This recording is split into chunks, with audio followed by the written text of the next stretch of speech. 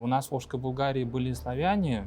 Откуда они появились в Волжской Булгарии? Перейдем ко второй загадке, которую нам оставил Ибн Фадлан в своих записках. Когда он посетил Волжскую Булгарию, пожаловался, что в Волжской Булгарии нету городов. Такого крещения православием, как в Киевской Руси, например, было, у нас в Волжской Булгарии такой процедуры не было. Вы мне задаете такие проблемные вопросы, да, на которые пока и нет окончательного ответа, но тем интереснее.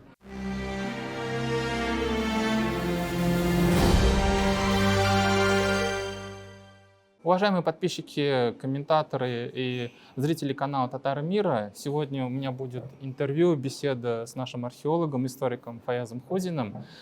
Будем обсуждать мы вопросы по истории Волжской Булгарии. Начну, наверное, с того, что, во-первых, вам 70 лет, Фаяз Абы.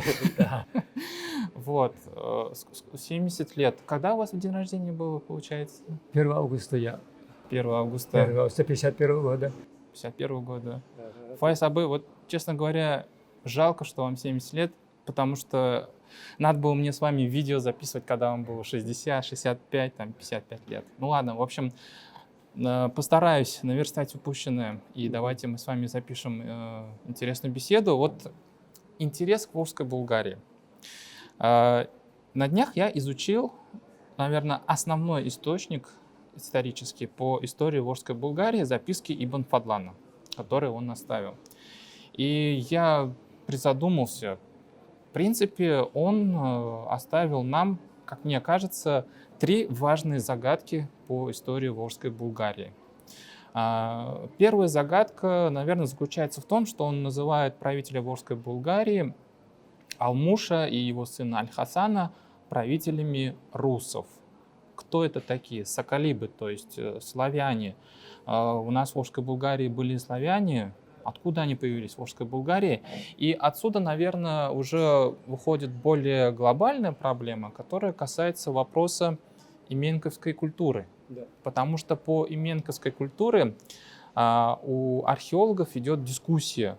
Все-таки кого иметь в виду под именковской культурой? Финно-угров, славян или тюрков? Фаяз Абы, давайте разберемся с первой загадкой, которую нам оставил Ибн Фадлан. Давайте. Ибн Фадлан действительно у нас для X века основной источник. Слава Богу, ему и нам так повезло с этими волжскими булгарами. Во-первых, конечно, он был у волжских булгар. В этом нет никаких сомнений. А почему он назвал волжских булгар соколибами, это тоже имеет, скорее всего, свои причины. То есть у него не было разграничений, вот волжские булгары, и вот рядом с ними соколибы. То есть он вместе их назвал соколибы. Вместе назвал, да, вместе назвал. Соколибы, действительно, арабские авторы соколибы называют в основном славян. Славян. Это 9-10 века. Вот. Но Ибн Фадлан в этом случае имел в виду и славян, скорее всего, и вообще северные народы. Северные народы. 922 год, когда он был у волжских булгар, Волжская Булгария выглядела довольно мощным государством в глазах этого араба, которое, в общем, подчинял все окрестные население, все окрестное население, в том числе и венгров, и финно-угров, может быть, даже часть славян. Под соколибами следует подразумевать вообще народы севера. Большинство историков именно так интерпретирует слово соколиба. Это не славяне. Это не славяне. Ведь никто из современных историков, которые знают всю эту подоплеку, всю эту историю, не называет Алмуша царем русов. Не царем русов, а царем русских людей. А русы – это другой народ, не совсем славяне. Так что в этом, мне кажется, сейчас уже нет особых споров. Соколиба – это северные народы. Северные народы. Да.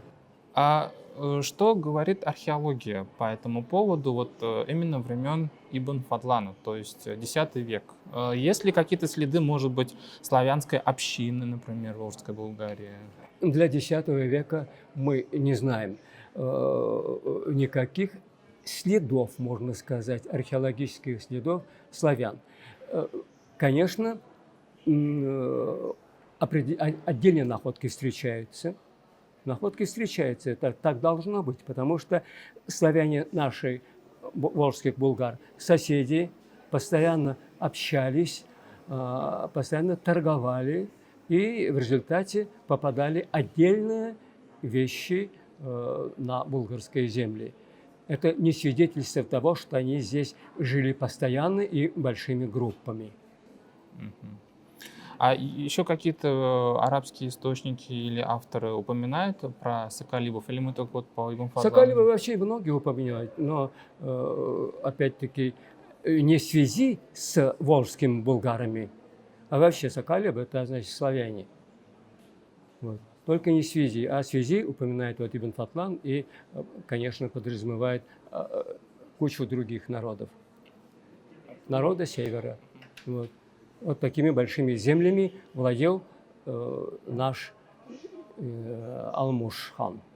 Давайте теперь разберемся с именниковской культурой. Вот, насколько мне не изменяет память, насколько я читал, значит, эта культура у нас хронологически это с 3 по 7 век первого тысячелетия, что, значит, по именниковской культуре обнаружено около 600 различных могильников, различных городищ, ну, то есть таких локаций археологических, то есть очень мощный культурный пласт получается. И, в принципе, территория распространения именниковской культуры, она как-то вот совпадает с современной картой Татарстана, ну, с современными границами Татарстана, да?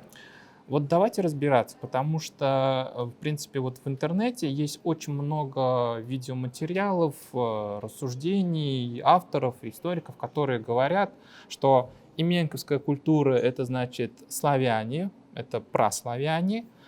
И вот смотрите, вот есть археология, которая это доказывает материально, а вот есть письменный источник Ибн Фадлан, который нам тоже говорит о каких-то славянах, которые были под властью Алмуша. Так, кто такие именниковская культура? Значит, славяне были под властью Алмуша. Вот. Получается, значит, Алмуш, в общем, болгары были мощнее, многочисленнее, чем эти славяне, если так рассуждать. Так ведь? Теперь об именниковской культуре. Именниковская культура была выявлена, ну, относительно, с нашей точки зрения, недавно, в середине прошлого века. У села Именьково имеется городище, не очень далеко Рождественский могильник у села Рождественно. Вот. Наши археологи копали, в первую очередь Николай Филиппович Калинин, Альфред Хасанович Халиков и Владимир Федорович Генинг. Рождественский могильник исследовал. И проявилась совсем какая-то другая, не местная культура, не похожая вроде бы ни на финно-угорскую культуру, ни на тюркскую культуру, ни на другие культуры.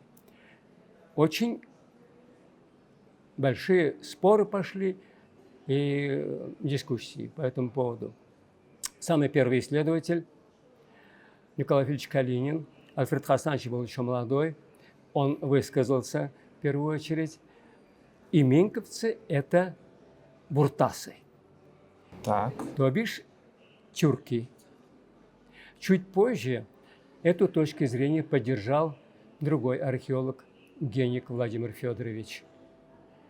Скорее всего, они пришли с востока, он сказал, раз с востока, или, может быть, угры, но, скорее всего, тюрки. Вот такая точка зрения. Потом из Саранска, мордовский археолог, известный Чепанов, он говорит, а может быть, это венгры, которые с востока пришли и пошли дальше на Дунай. на Средний Дунай. Современную Венгрию. Видите, сразу буртасы, тюрки, Финно-угры. неизвестные, да, и угры.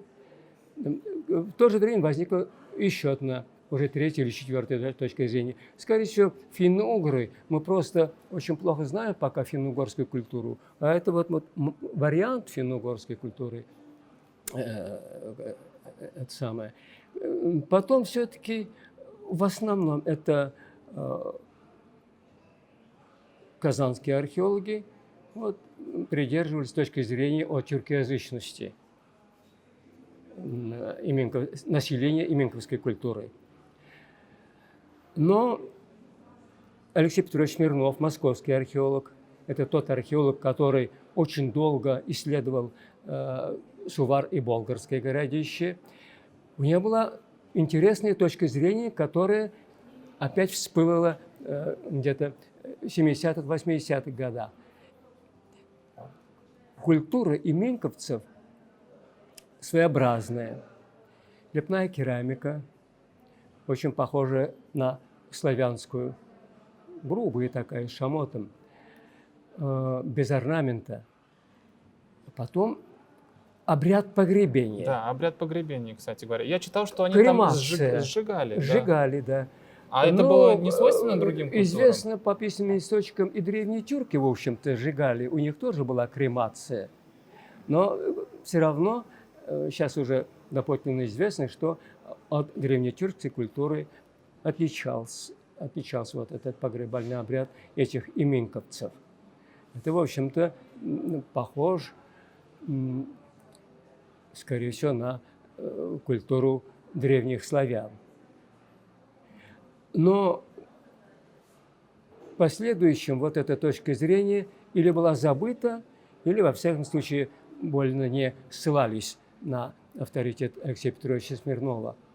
Преобладала, как я сказал уже, тюркская принадлежность племен именковской культуры. А точку зрения Алексея Петровича Смирнова вспомнила Галина Ивановна Матвеева, самарский археолог, очень известный, очень добропорядочный. Она, по-моему, в Ульяновске копала, да? Она копала и в Ульяновской, и в Самарской области. Да, именковские памятники. Вы же правильно отметили, что именковцы занимали довольно большую территорию. Даже выходили, получается, за пределы Татарстана. Конечно, да. Самара, Ульяновск, Пензенская область, даже там есть памятники, плюс практически до Уфы, до Ика, в любом случае, да. Огромная территория. Вот. Она очень целенаправленно работала в этом направлении. Прям сконцентрировалась на именковской культуре, получается. Да, да. Изучала доподлинно славянские культуры вот, на Днепре, зарубинецкой культуры, черняховской культуры, другие там культуры. Ее точка зрения начала преобладать, потому что она оказалась очень уж правдоподобной. Очень уж правдоподобной. Но в то же время, вспомнил вот только что учебник, вышедший в Москве под редакцией профессора, академика Российской академии наук и профессора Московского государственного университета Валентина Лаврентьевича Янина.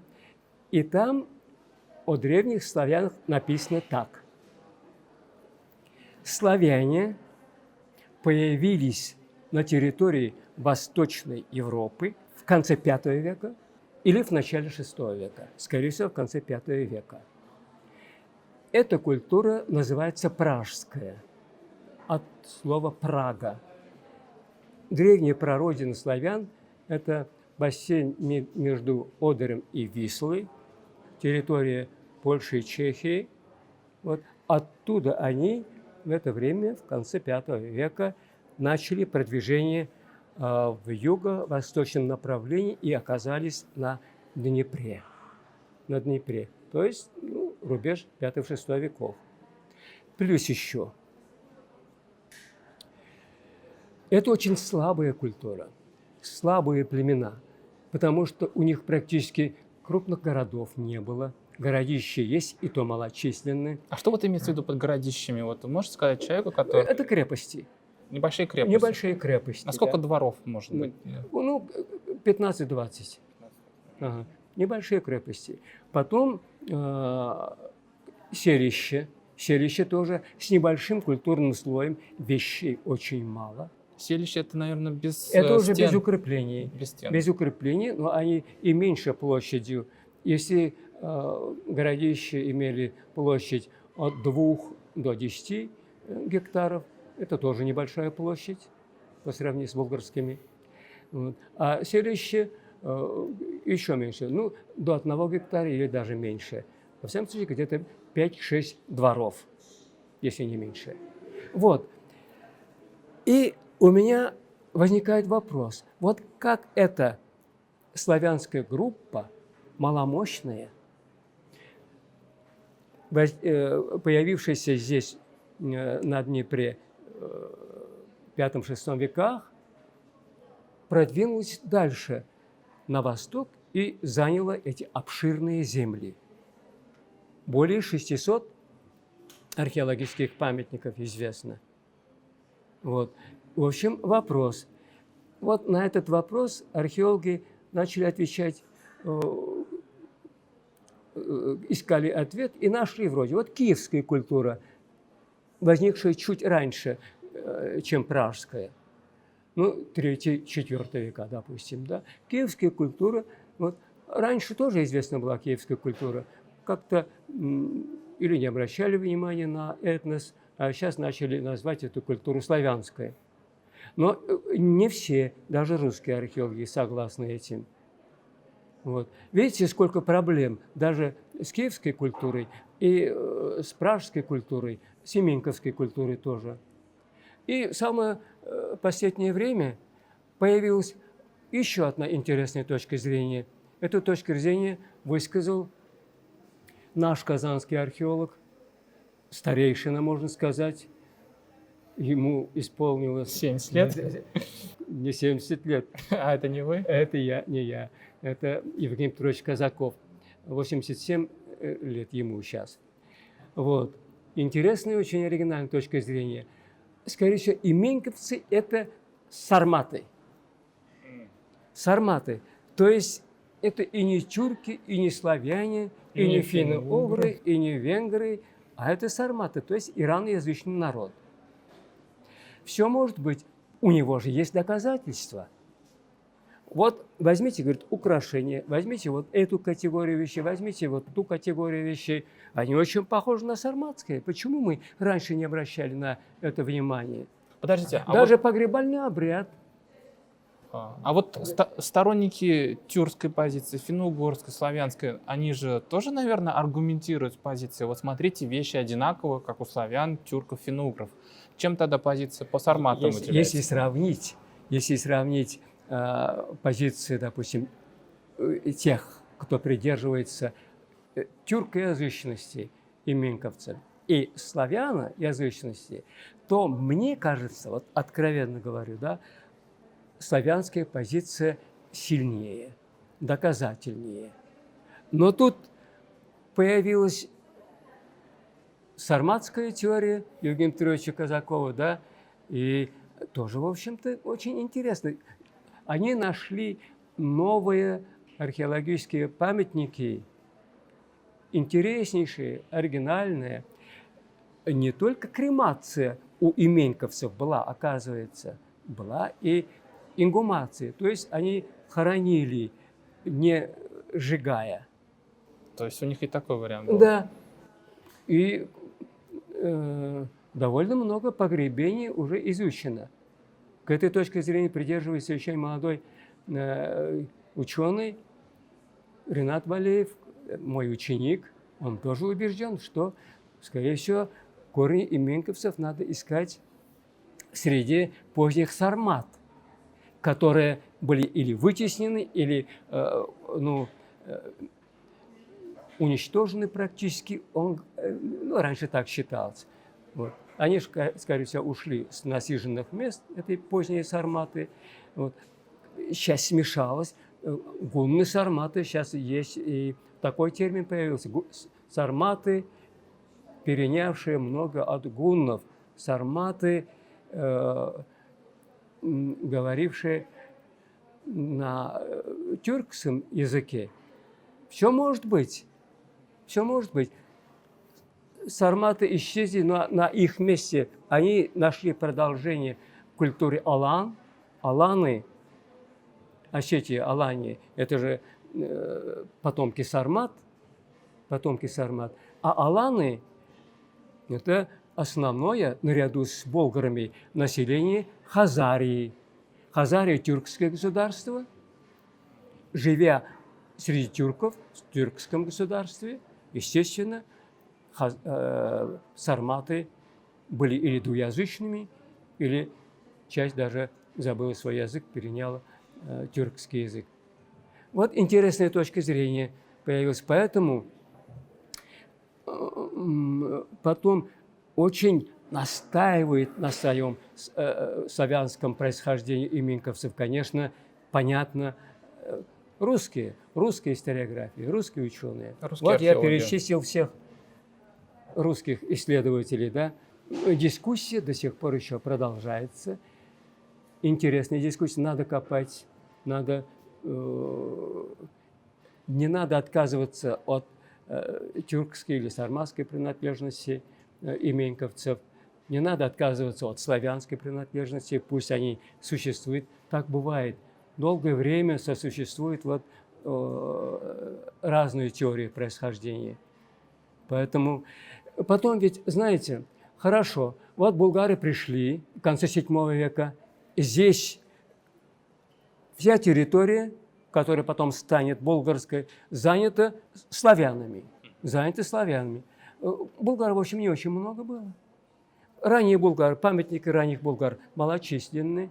Как они прогнали отсюда славян, если от них сохранилось вот 600 памятников и больше?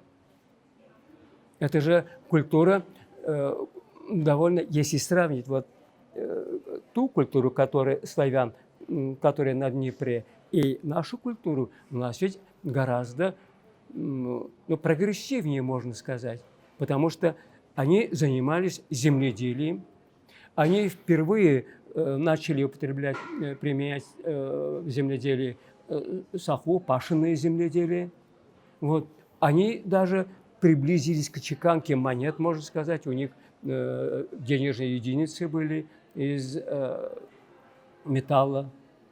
Нумизматы говорят, первые металлические деньги у нас появились вот на территории Средней Поволжья вместе с семенковцами. Вот.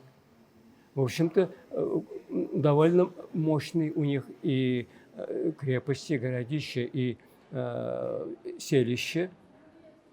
Вот. Поэтому вот в этом вопросе тоже надо разобраться нам еще. Альфред Халиков какой позиции придерживался? По-моему, он немного дрейфовал с одной позиции к другой. Да. Я забыл еще Альфред Хасанович, когда жив был последние годы его жизни, он придерживался, он начал искать именковцев среди прибалтийских племен. Прибалты – это балтийцы, которые сюда проникли каким-то образом. Это оригинальная точка зрения, его практически никто не поддержал, но он ушел из нашей жизни вот с этой своей теорией. Конечно, его, одна из последних позиций была все-таки балтийское, получается, происхождение. Да. А он все-таки придерживался, что это финно-угры? Это его была позиция? Нет, финно-угры, нет, он считал тюркоязычными все-таки. Он из тюркоязычными, да. Придрейфовал к позиции балтийской. Уже, да, после того, как точка зрения была восстановлена Смирновская Галиной Ивановной Матвеевой, он все-таки не считал их славянами, но придумал вот эту балтийскую теорию, нашел даже какие-то топонимы здесь.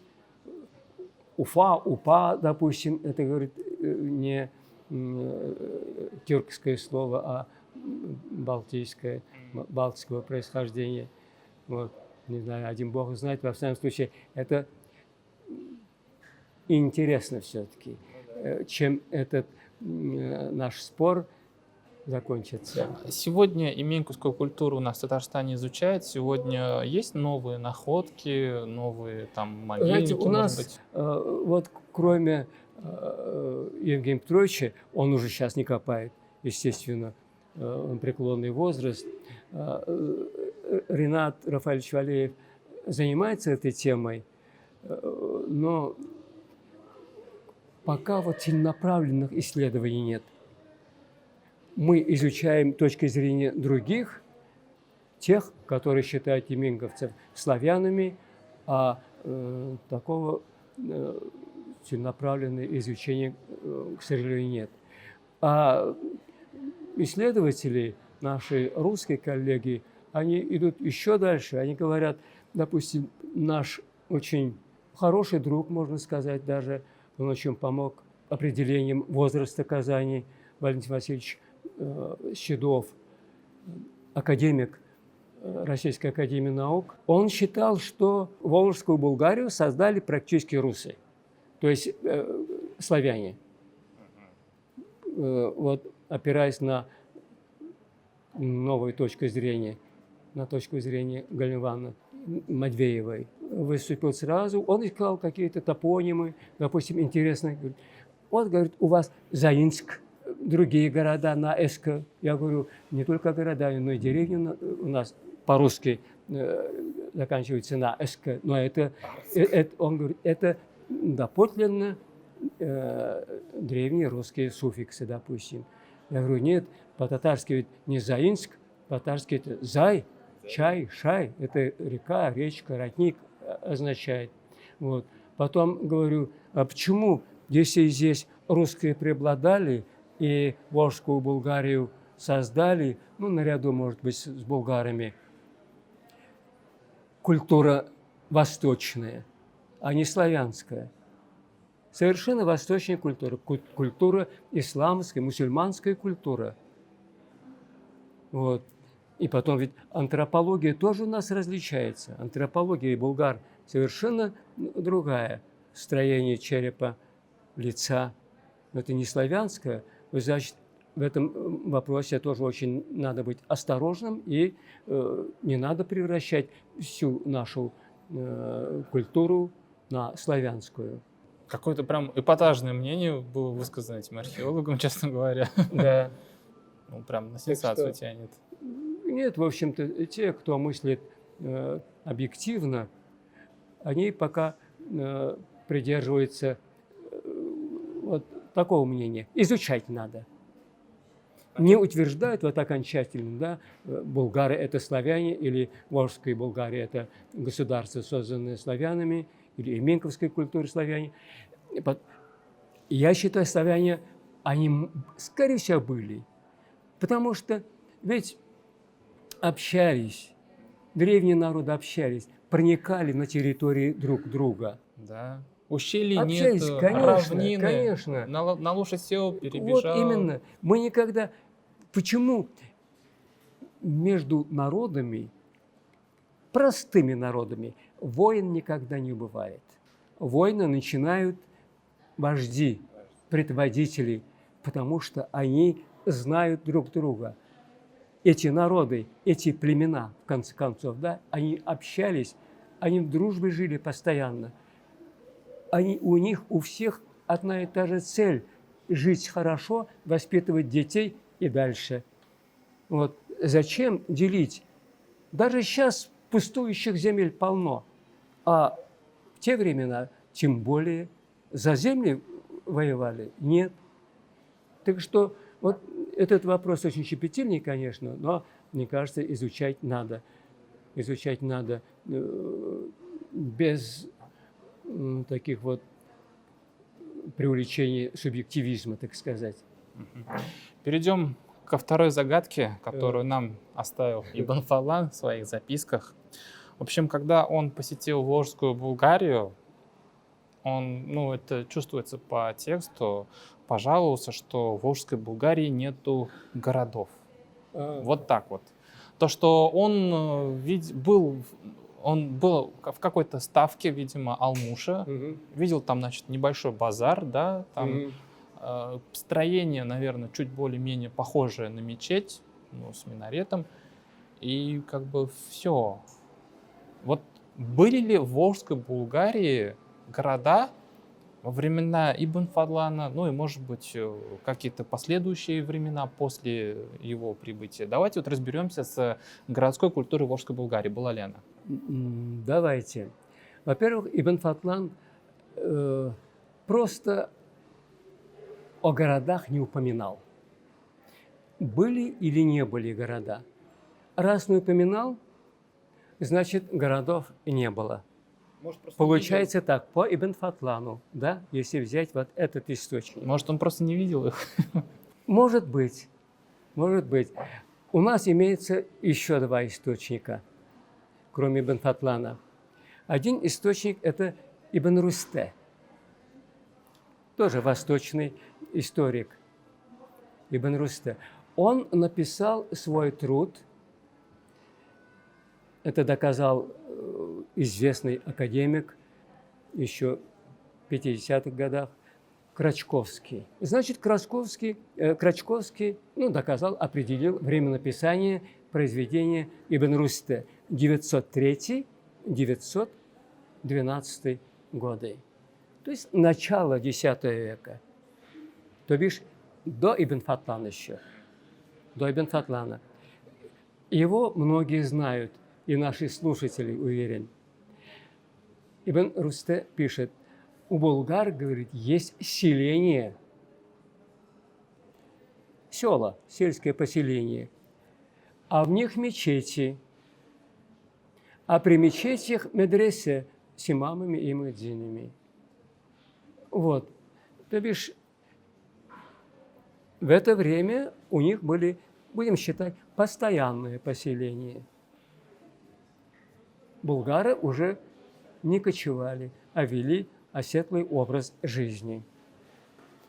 Вот это самые ранние упоминания о булгарах и не кочевниках, булгарах с мечетями до Ибн Фатлана. Плюс еще, ведь известны уже монеты 902 этого же времени, практически 908 года, чеканенные от имени Джафара ибн Абдаллаха. Нумизматы доказали. Это у нас такой правитель был? Все согласны с ними. Джафар ибн Абдаллах – это Алмуш. Это Алмуш. То есть Алмуш, Джафар ибн Абдаллах, был уже мусульманином в это время.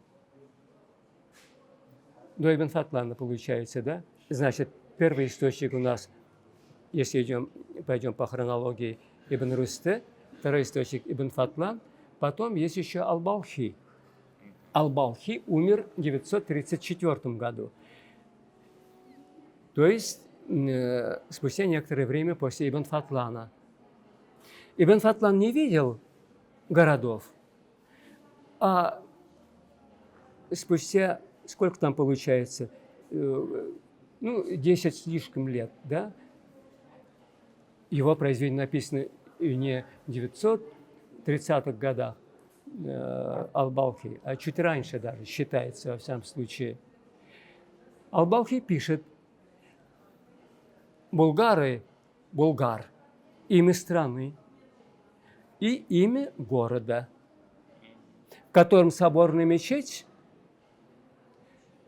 а количество жителей доходит до 10 тысяч. При Ибн Фатлане городов не было, считается, а через 10 лет уже город Болгар с 10 тысячами населения.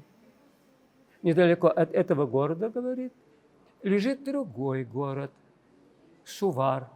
Там тоже соборная мечеть, там тоже 10 тысяч населения. Вот, пожалуйста, 3 источника. Письменные источники, да. Да, 3 источника, и получают разные точки зрения. Хотя точка зрения Ибн Русте и Ал-Балхи совпадают. Они видели постоянное поселение. Первый только, Ибн Русте только о селах пишет, а другой уже о крупных городах. О крупных. Верить, не верить. Ну вот я когда Ибн Черт Фадлана читал, у меня сложилось еще такое впечатление, а может быть он как житель арабского халифата густонаселенного рассуждает? Там ведь все-таки мегаполисы, большие города. в то время. Вот. Я тоже так думаю. Я тоже так думаю. Не только я, но и другие археологи, историки. С точки зрения Ибн Фатлана, привыкшего видеть огромные города, Багдад, другие, он же проехал по среднеазиатским городам тоже. Значит, наши маленькие города, недавно возникшие еще, можно сказать, да, но вот слабые, так сказать, они совсем не города с точки зрения Ибн Фатлана. Это протогорода, вот возникающие только. На самом деле это тоже спорная проблема, потому что вот когда мы копаем Булгар, например, Сувар, Беляр особенно, да, там же имеются находки, раскопки дают находки не только конца X, начала XI веков. Наши историки, археологи в последнее время начали писать о времени возникновения городов как о третьей четверти X века. То есть до этого времени у них же постоянных поселений вообще не было, не только города. Вот. Тот же Евгений Петрович, допустим, Казаков, он говорит, первые поселения возникли не раньше третьей четверти X века. Его поддерживают другие археологи, опять-таки русские. Вот. Ведь просто я сначала, да, я принимаю, думаю, критически принимаю их датировки возникновения первых постоянных поселений булгар и думаю по-своему. Вот булгары здесь появились в конце VII века практически на нашей территории, да? А потом уже вторая волна пошла в середине VIII века, потом третья волна пошла где-то в конце IX века. Они оставили памятники интересные, в основном, конечно, пока это могильники, Башкортостанский могильник, Танкеевский огромный могильник. Вот. Но в последнее время вот те же самарские и ульяновские археологи, они выявили постоянное поселение уже IX века, середины IX века даже. Может быть, и раньше были. А где они географически выявили? Они у себя? географически пока у себя. То есть в Ульяновской области есть и в Самарской области есть. Они говорят, болгары уже в это время, то есть к приезду Ибн Фатлана уже не только кочевали, но и имели свое постоянное поселение. Расселились там даже. А да? постоянное поселение – это практически уже некоторые из них, которые расположены в очень удобных местах, это предгорода, можно сказать. Вот. И потом ведь, подумайте сами, пришли в конце VII века. Пусть это VIII век будет, полностью VIII век, полностью IX век, 200 лет, плюс еще до середины, до третьей четверти X века 250 лет. Что они кочевали? Не верится, потому что наши условия географические, природные условия совершенно непригодны для кочевания. Зимой кочевники же, они никаких там сооружений для своего скота не строили, они сами добывали пищу. В условиях степей это возможно, не очень глубокий снег, а у нас практически невозможно. Поэтому они сразу начали оседать уже на землю. Первое время только, вот в течение десятилетий, может быть, сначала жили здесь, на нашей территории, зимой, может быть, дальше на юг передвигались, Бог знает. Но в любом случае они тут же, тем более рядом финно-угорские племена, которые не знали кочевания, они жили в полуземлянках, землянках, вот, постоянных жилищах. Так что просто невозможно представить, чтобы они в течение 250 лет, больше даже, кочевали, и только в конце X века у них возникли и сельские поселения, и городские поселения. Они, правда, делают исключение, исходя из тех вот сведений Ал-Балхи. Булгар, Сувар, большие города. Вот они были. Это исключение, а других городов не было. А Сувар, если судить, сравнить вот находки из Сувара, находки из Беляра, Сувар возник даже позже, чем Беляр. Беляр не упомянут в этих источниках. Мы думаем, может быть, он известен как Булгар тоже. Бог знает. Тоже проблема получается, да? Тоже проблема. Действительно. Отсутствие письменного упоминания в источниках города Беляр, да? Да. То есть Булгар есть, Да, Сувар есть? Булгар есть, да. Беляр же огромный город. Его знали. Но Булгар упоминается кстати, тоже очень интересно и непонятно совершенно. Сувар в русских летописях не упоминается. До монгольское время город Булгар в русских источниках не упоминается. А Беляр упоминается? Беляр как великий город упоминается. Правда, с 1164 года. Представьте, восточные источники, восточные авторы знают и Булгар, и Сувар, а наши соседи в летописях не пишут об этих двух городах. Так, давайте теперь археологов послушаем. Значит, по археологии сколько нам известно городов в Волжской Булгарии? Городище, то есть укрепленные поселения, около 200, ну где-то 190. 190. 190. Это территория, получается, Это территория больше Татарстана, да? Больше Татарстана, естественно. Просто до сих пор некоторые говорят, что это Волжская Булгария маленькое государство. Не маленькое государство, не маленькое государство. Полностью Татарстан, часть Чувашии, Ульяновская область, Самарская область, Пенза. Пенза еще есть. То есть, видите... В Башкортостан залезаем, нет? Там вот нет археологических находок, к сожалению. Даже вот у Ика, что ли?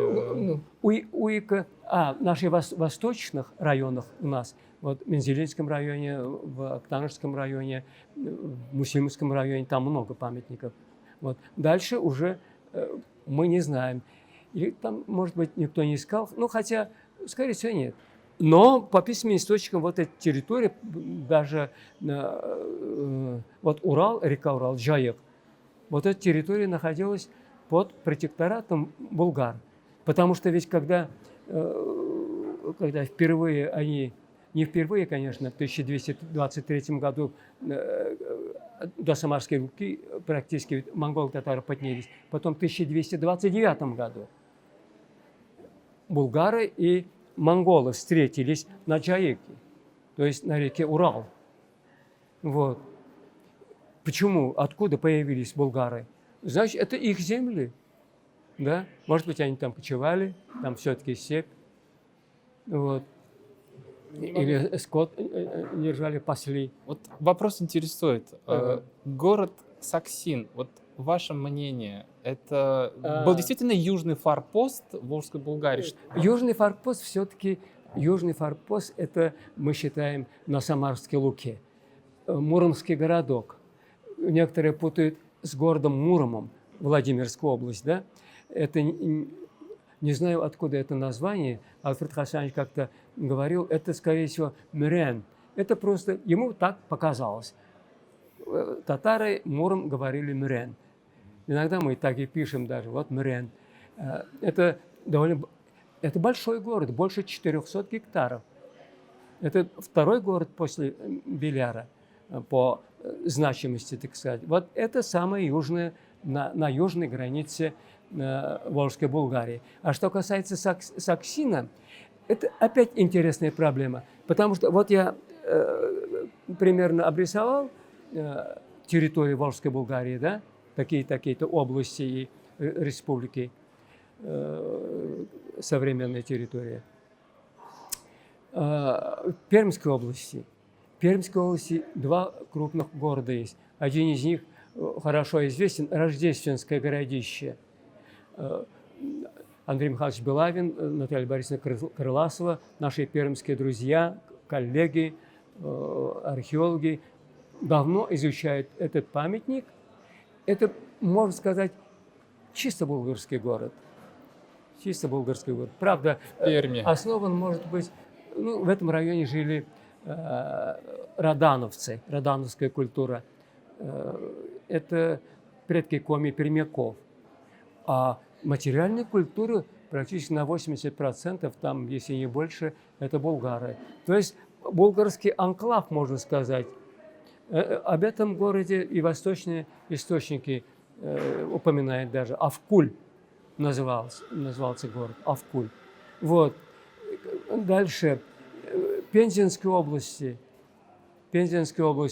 там тоже известны города булгарские, Золотаревское городище, не знаю, как там раньше называли Золотаревку, очень хорошо изученный город. Потом Юлово,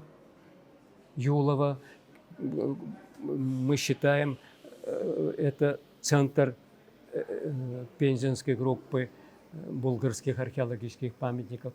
И теперь вот Саксин и еще один интересный памятник, последние лет 10-15, если не больше, уже изучают астраханские и московские археологи. Московские, это примерно, я сейчас где-то 20-40 километров от Астрахани к югу, Самозделка.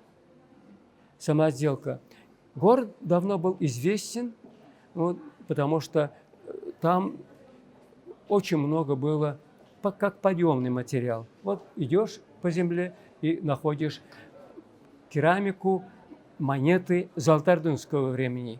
Считался этот город золотардунский. Начали копать, слой сняли золотардунский, а там идет булгарский слой. Дальше хазарский слой. Булгарский, да, мощный слой, булгарский.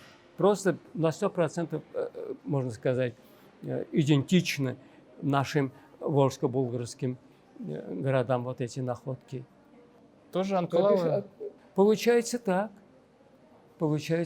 иначе. То есть, куда ни глянь, там булгары.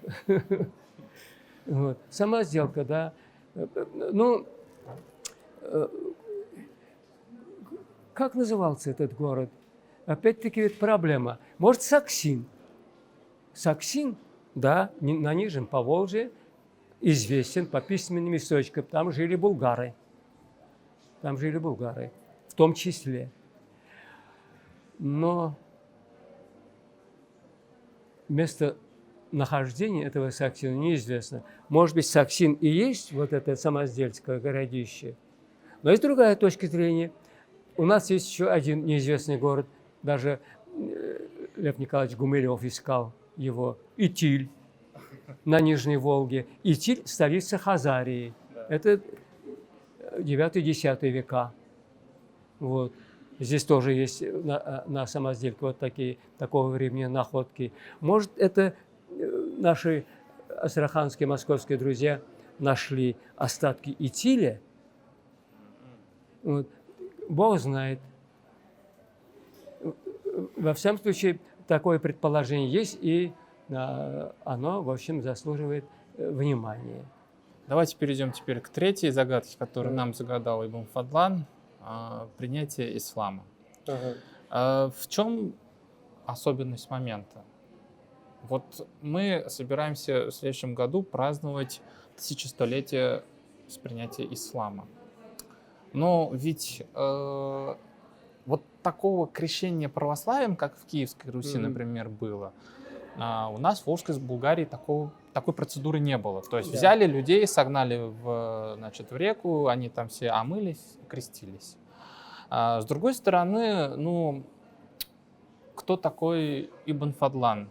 Он же как бы не миссионер, получается, он посол. Хотя, с другой стороны, мы знаем, что Алмуш уже был мусульманином. То есть В принципе, Ибн Фадлан приехал к мусульманину, получается. Ибн Фатлан, в общем, он одну семью, ну, принял. В ислам Да, в обратил. ислам обратил, да. Он это особо отмечает. Одну семью всего. Всего лишь одну Ага. семью. Он был, в общем-то, среди населения. Он говорит, вот мечети, они в деревянной мечети молятся. То есть до него уже была деревянная мечеть. Это действительно так, потому что ведь, если посмотреть, вот, впервые, когда булгары познакомились с исламом, считается, это 737 год. Что тогда произошло? 700, это хазарский каганат в 8 веке. В хазарском каганате жили булгары или те племена, которые потом оказались у нас в Волжской Булгарии. Баранджары, Берсула, Барсилы, булгары сами, савиры. Вот. Они жили на Кавказе, на современной территории Дагестана. Вот. Когда хазаро-арабская или арабо-хазарская, скорее всего, война шла очень долго. Очень долго. Арабы хотели подчинить арабский, хазарский каганат и превратить их в мусульман. Вот. В конце концов, они победили, арабы победили. И первые условия: вы будете жить дальше, давайте примите ислам. Вот первое принятие ислама населением хазарского каганата, в том числе и булгарами, произошло вот в этом году, в 737 году. Вот. Дальше. То есть, в принципе, мы можем круглую дату еще отпраздновать в 2037 Ну, году. тогда там еще свои проблемы. Вы мне задаете такие проблемные вопросы, да, на которые пока и нет окончательного ответа. Но тем интереснее эти вопросы. Вот. Потом, значит, часть населения хазарского каганата уже придерживалась ислама. А когда в 8 веке, в конце 9 века Абадия принял иудаизм, булгары даже восстали, это известно, восстали и ушли после подавления этого восстания, скорее всего, это мятежа часть населения на Среднюю Волгу. Там наши родственники живут, тоже часть, скорее всего, мусульмане уже были. Вот. Таким образом, а потом в Хазарии было очень много купцов среднеазиатских, наемных воинов из Средней Азии. А в Средней Азии это уже с 8 века страна мусульманская. В 8 веке они насаждали практически арабы. Они не по своей воле приняли ислам.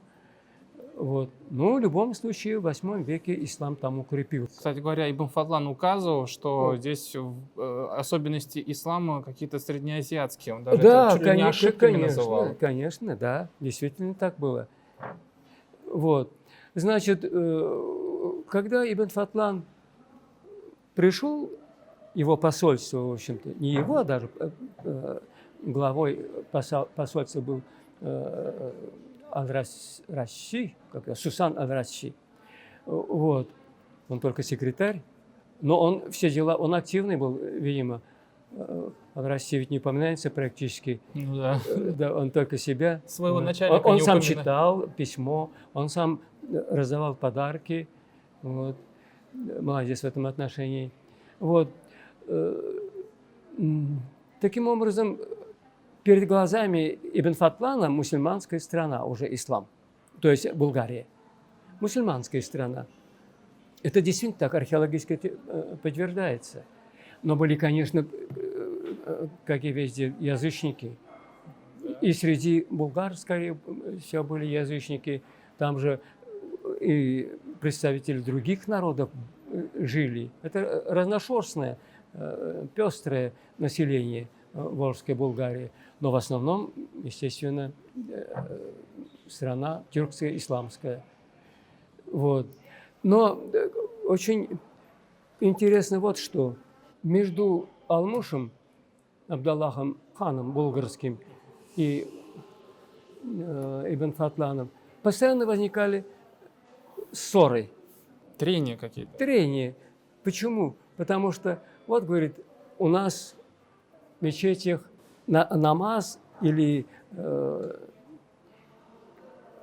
что там, начинают намаз с икамы, двухкратной икамы. А у вас однократные. Вот. Это не противоречит. Они же специалисты, в общем-то. Ибн Фатлан просил сам прислать сюда специалистов по исламу. Нет, не противоречит. В смысле, тогда мы будем придерживаться вот, двукратной икамы. Вот, перед провозглашением азана в мечети двукратной. А это мусульманская традиция Средней Азии. Ханафиты так делают.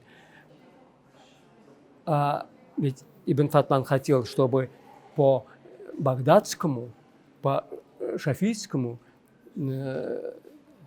законам, правилам. Вот.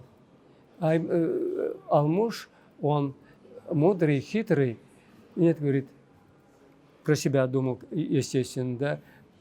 Мы не будем зависеть от Багдада.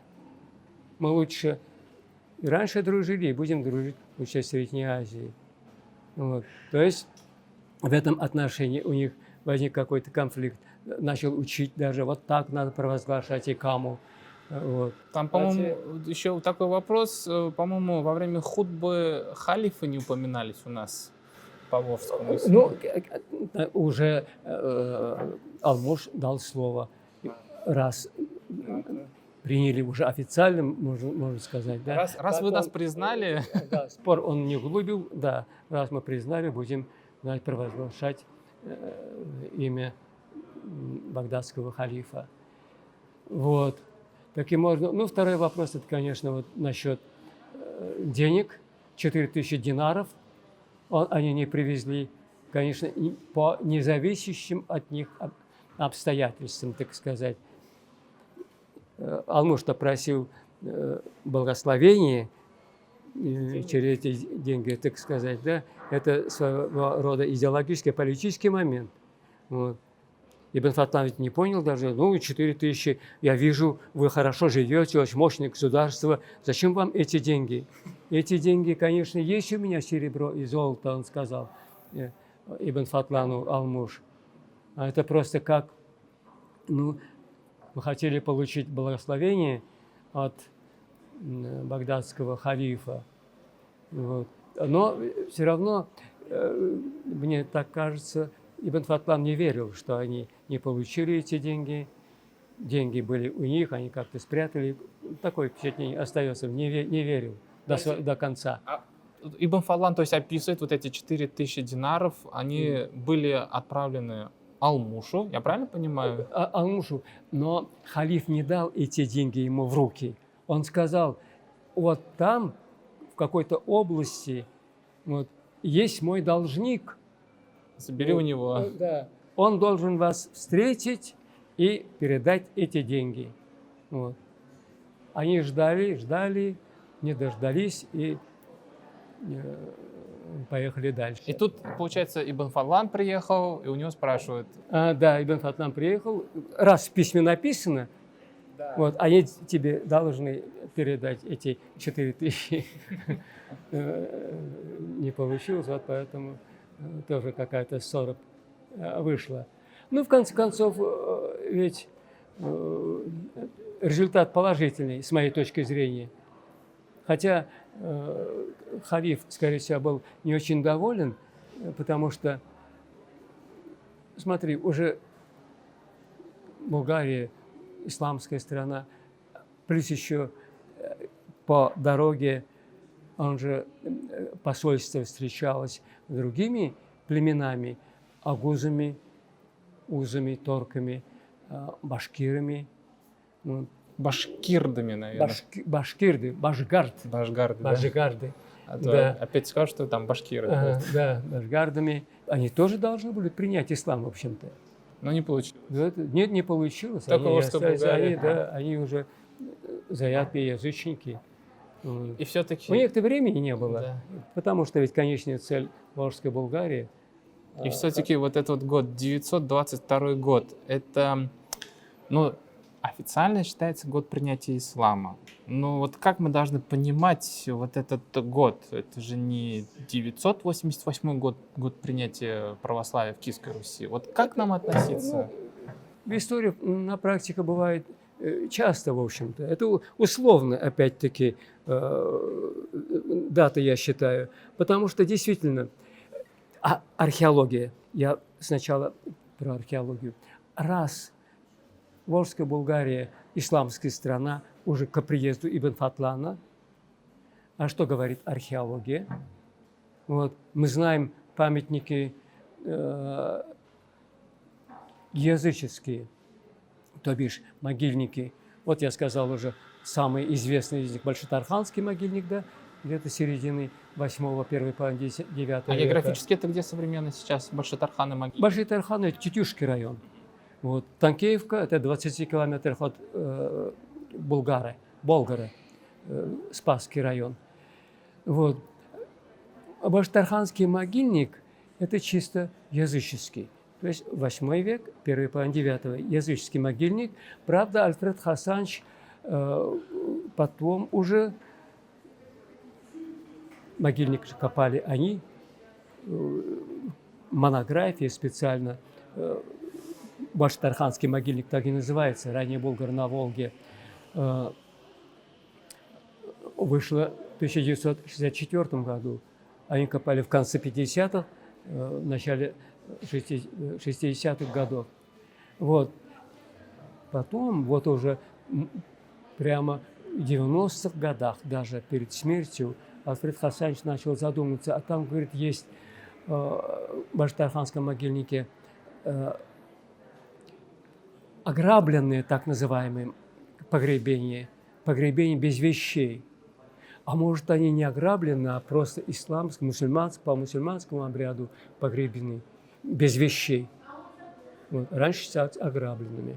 Может быть, так. А положение тела... Нет, вроде по мусульманскому. Но я вот пока не проверил этот могильник. Если мусульманские погребения имеются там, они должны находиться не среди языческих погребений, а где-то на стороне. Вот такое положение наблюдается в Танкейском могильнике. Там Танкейский могильник – это вторая половина уже 9 века, начало 10 века. Там есть могилы, погребения языческие, их много, а где-то на периферии уже мусульманские могильники. То есть вот мне кажется, правда, исследователь, опять Евгений Петрович Казаков, он считает вот эти поздние мусульманские могильники конца X века без никаких аргументов. Мне кажется, они все-таки параллельно с языческими могильниками и мусульманские были. То есть существовали сообщества булгар-язычников, да? И булгар-мусульман. Да, это первая половина, допустим, X века. Потом мусульманские, чисто вот мусульманские могильники, их же трудно датировать без вещей. Языческие хорошо датируются, потому что вещи есть, по вещам мы определяем дата. А здесь без вещей. Может, там 9 века даже. Все может быть. А мы привыкли. Вот Ибн Фатлан, привязываем процесс мусульманизации только вот этим событием. И все мусульманские могильники датируем, во всяком случае, самые ранние из них, периодом Ибн Фатлана, X веком и дальше. Вот. Поэтому, то бишь, вот 922, мне кажется, впервые об этом писал мой большой друг, профессор Гамирза Миргазанович Давлетшин. Это, говорит, просто приезд Ибн Фатлана, багдадское посольство, это значит не принятие ислама, там никаких принятий не было. Вот. Судя по книге Ибн Фатлан, там же он зачитал письмо Да. халифа Муктадира и раздавал подарки. И все. Потом они к вечеру были приглашены на большой пир, банкет, надо сказать, да. Вот. И все на этом. Скорее всего. А ведь почему так Муктадир, халиф, принял быстро приглашение посольства в Булгарию, то есть письмо Алмуша. Да, быстро рассмотрел. Тамошняя бюрократия как-то... Быстро, да. Интересно, потому что это просто интересно, любопытно для него.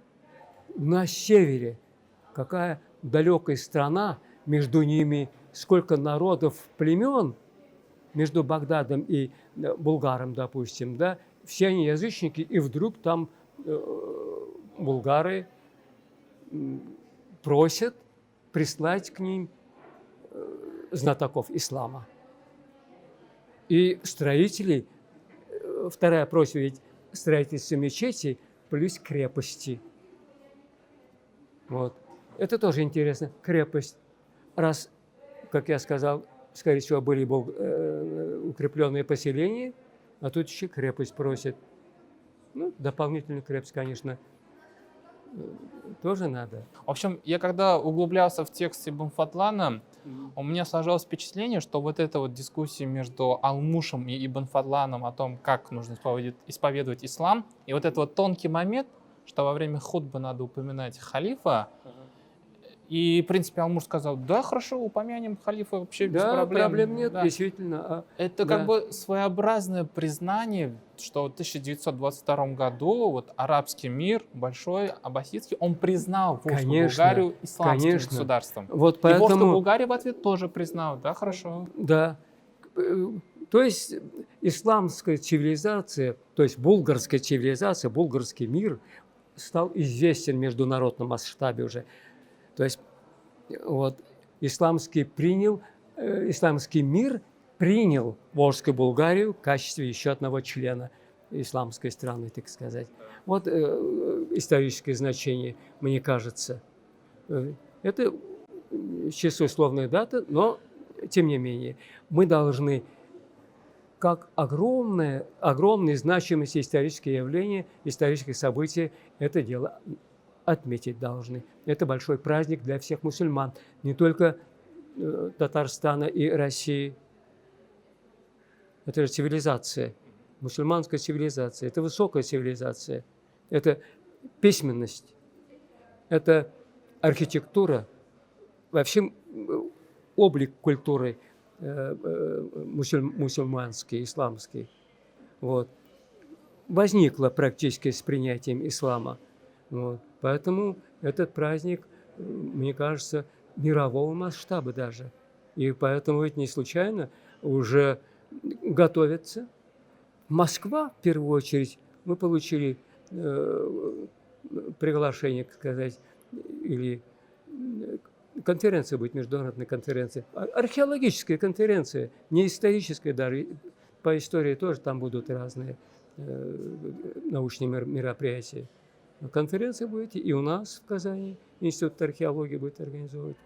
И Институт археологии, самое главное, мы не ожидали даже, они сами предложили, да. Это не случайно, это очень хорошо. Татары, они вот такой народ, цивилизованный, это должны знать не только у нас в России, но и во всем мире. Файс Абы, мы с вами обсудили 3 загадки, которые нам оставил Ибн Фатлан. На мой взгляд, в принципе, все достаточно четко разложили по полочкам. Теперь, наверное, мы уберем понятие, что есть у загадки Ибн Фатлана.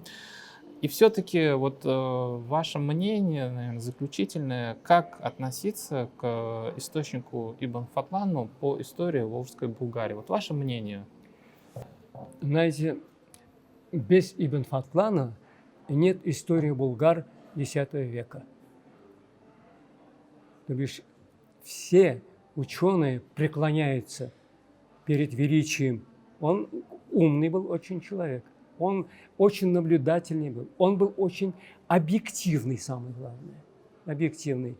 Практически, не скажу все слова, там есть фантазии, конечно. Он видел, допустим, змея такой толщины, как бревно. Он видел какого-то богатыря, Аллап, да, 3-метровой высоты. Или такие есть. Это надо иметь в виду специфику средневекового автора, так сказать. А в целом мы в своих исследованиях опираемся в первую очередь, археологи, даже не историки, на записки Ибн Фатлана. Много еще непонятного, много спорного. Ну, задача науки состоит как раз в этом – разобраться. Год за годом мы приближаемся к истине, а истина – это абсолютной истины нет. А вы знаете, я себе загадал еще одну загадку Ибн Фадлана. Он ведь был всего лишь-то секретарем, а там же был начальник посольства.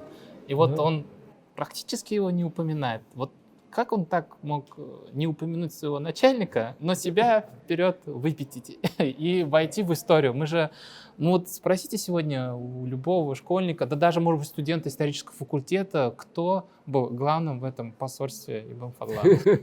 Конечно.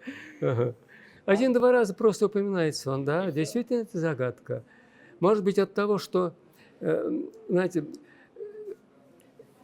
сам халиф вроде бы считал, что миссия посольства окончательно не выполнена. Почему-то так считается, есть такая точка зрения. И якобы Ибн Фатлан отчитывается перед халифом, что он отчитывается, да, что он делал. А да. вот этот вот начальник. Главным виновником вот того, что миссия посольства не совсем удалась, считался Ибн Фатлан. Поэтому он себя оправдывает. Скорее всего, Все так. понятно. Ладно. Фаяз Абы, Бигзур Ахмед за интересную беседу. Спасибо.